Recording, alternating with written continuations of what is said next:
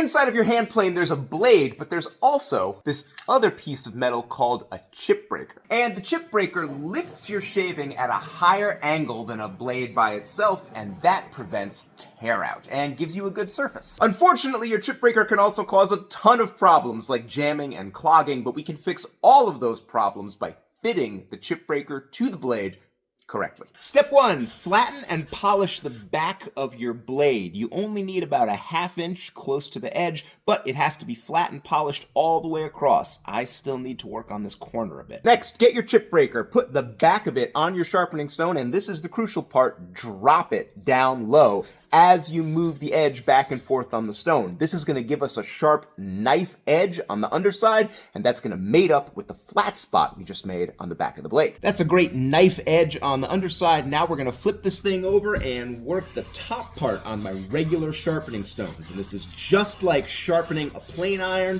moving it back and forth, dipping my hand, working that whole curved part of the chip breaker. And sharpening leaves a burr, so we're gonna take that off with the strop. Here's how to check your work. Put the chip breaker on the back of the iron, press the two of them together firmly. Use this gap in the side to look at the fit between the iron and the chip breaker. Use a bright light. You shouldn't see any light between these two pieces of steel. If you do, go back and do those steps again. And then test. If you can take a fine shaving without clogging or jamming, you have fitted your chip breaker correctly. And that fitting is actually just as important as sharpening the blade.